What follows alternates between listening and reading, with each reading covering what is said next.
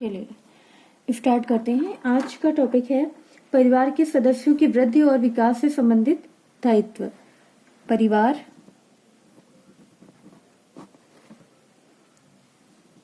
के सदस्यों की वृद्धि एवं विकास से संबंधित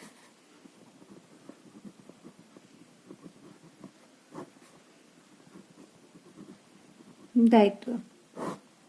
तो यहाँ पर बात हो रही है परिवार के सदस्यों की वृद्धि एवं विकास से संबंधित दायित्व कौन कौन से होते हैं। गृहिणी है, गृहिणी के कौन कौन से दायित्व होते हैं परिवार के सदस्यों की वृद्धि और विकास की दृष्टि से।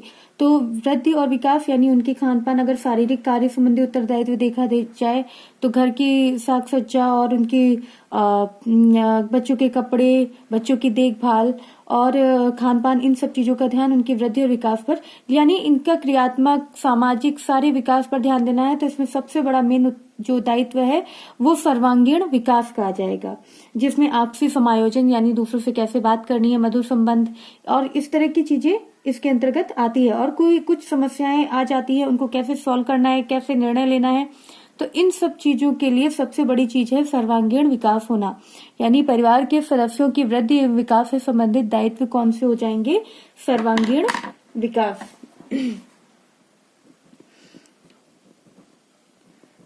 सर्वांगीण विकास।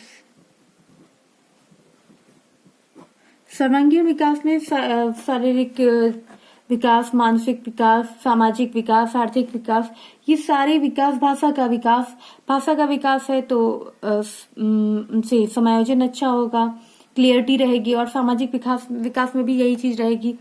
अच्छा, तो इसलिए इनका दायित्व कौन सा है? मेनली सर्वांगीण विकास। जितने भी विकास है, सर्वांगीण विकास परिवार के लिए जीवन दर्शन, मूल्य, लक्ष्य स्तर का जो निर्माण करने के लिए परिवार की दूसरी जिम्मेदारी परिवार के सदस्यों की सर्वांगीण विकास है, विकास करना है। सर्वांगीण विकास के लिए परिवार के सदस्यों में दूसरों को समझने की योग्यता उत्पन्न करना, ताकि वे ताकि जो सदस्य हैं उनमें मानवीय समस्याओं को समझ सकें और उसके अनुसार उचित निर्णय लेकर उन समस्याओं को दूर किया जा सके। इसलिए समायोजन अच्छा होना चाहिए। तो ये हो गया परिवार के सदस्यों की वृद्धि और विकास से संबंधित दायित्व। अब इसी के अंतर्गत आएगा कि गृह व्यवस्था संबंधी दायित्व कौन से होते हैं, शारीरिक कार्य संबंधी दायित्व कौन से होते हैं। तो सबसे पहले बात कर लेते हैं गृह व्यवस्था संबंधी दायित्व। गृह व्यवस्था संबंधी दायित्व। गृह व्यवस्था संबंधी दायित्व कौन कौन से इसमें आते हैं? जैसे जो भी पति पत्नी है उनके कौन कौन से दायित्व होते हैं। तो जैसे व्यक्तिगत संबंध ऐसे हो जो भार ना बने, मतलब एक तरह से फॉर्मेलिटीज ना हो, तो इस तरह से लिख लेते हैं पॉइंट वाइज। व्यक्तिगत संबंध ऐसे हो जो भार न बने।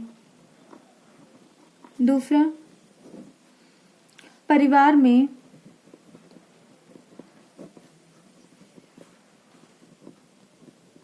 उपलब्ध धन, समय, शक्ति का प्रयोग इस प्रकार हो कि परिवार की आवश्यकताएं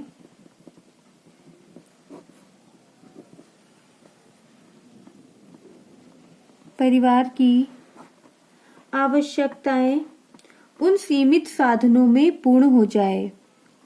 उन सीमित साधनों में पूर्ण हो जाए। तो ये हो गया। तीसरा, परिवार के सदस्यों को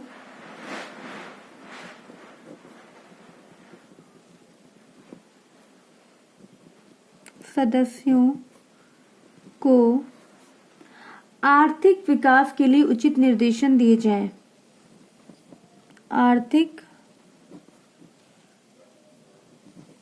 आर्थिक विकास के लिए उचित निर्देशन दिए जाएं। गृह सज्जा भी इसके अंतर्गत आएगा, ऐसे पॉइंट शॉर्ट में ही लिख रहे हैं, गृह सज्जा, और इसी के अंतर्गत आ जाएगा गृह प्रबंध। और क्या हो सकता है? गृह व्यवस्था ऐसी हो जो कि परिवार के विभिन्न कार्यों के लिए योजना बनाकर सदस्यों को उसके अनुरूप निर्देशन कर सकने में समर्थ हो। परिवार के सदस्यों के उचित स्वास्थ्य का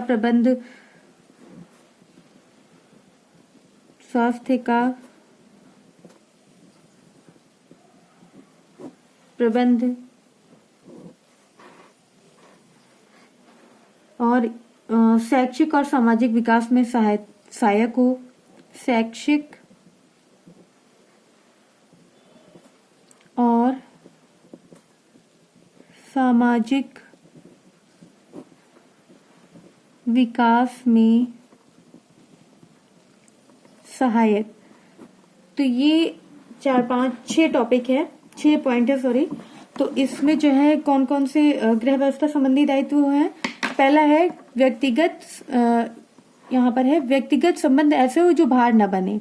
ऐसे संबंध जो किसी तरह की फॉर्मेलिटी के रूप में न करनी पड़े, वो एक कहते नहीं दिल से संबंध बने, मधुर संबंध रहे, एक दूसरे से अंतर्मन से जुड़े हुए हों।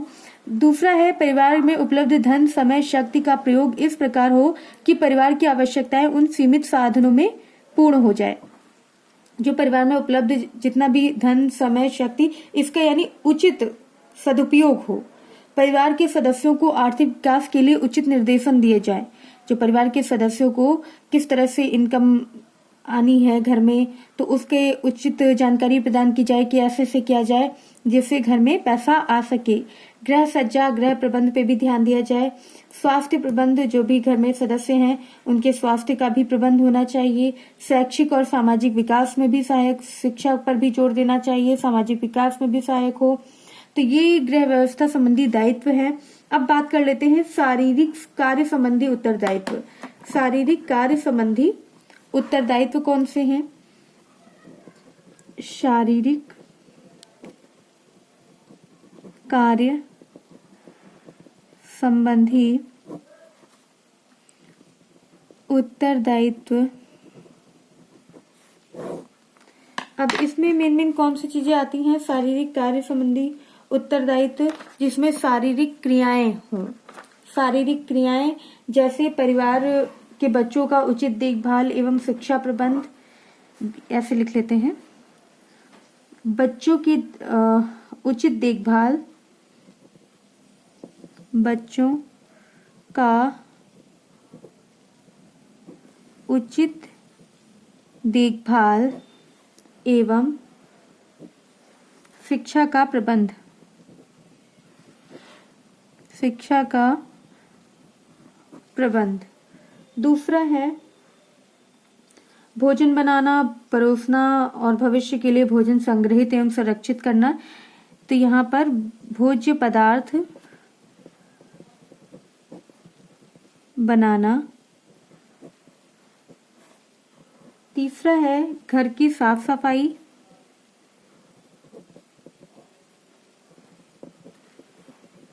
घर की साफ सफाई, कपड़ों की मरम्मत, सफाई एवं मरम्मत, कपड़ों की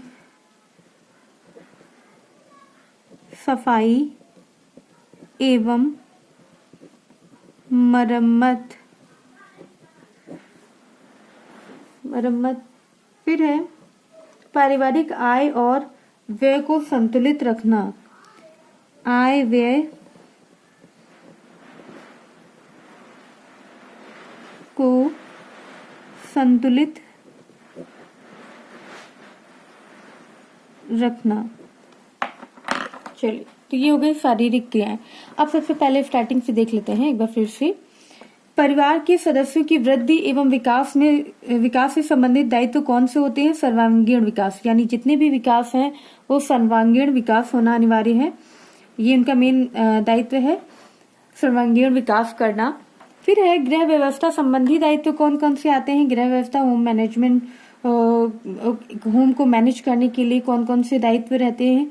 तो उसमें व्यक्तिगत संबंध ऐसे हो जो भार न बने, परिवार में उपलब्ध धन, समय, शक्ति का प्रयोग इस प्रकार हो कि परिवार की आवश्यकताएं उन सीमित साधनों में पूरी हो जाए, परिवार के सदस्यों के आर्थिक विकास के लिए उचित निर्देशन दिए जाएं, गृह सज्जा, गृह प्रबंध, स्वास्थ्य का प्रबंध, शैक्षिक और सामाजिक विकास में सहायक। फिर बात करते हैं शारीरिक कार्य संबंधी उत्तरदायित्व कौन से होते हैं? बच्चों का उचित देखभाल एवं शिक्षा, भोज्य पदार्थ जिसमें शारीरिक क्रिया हो, यानी बच्चों की देखभाल, शिक्षा प्रबंध, भोज्य पदार्थ बनाना, घर की साफ सफाई, कपड़ों की साफ सफाई, मरम्मत, आय व्यय को संतुलित रखना। तो ये हो गए परिवार से संबंधित, यानी परिवार के सदस्यों की वृद्धि और विकास से संबंधित दायित्व, जिसमें गृह व्यवस्था संबंधी दायित्व आएंगे और शारीरिक कार्य संबंधी दायित्व।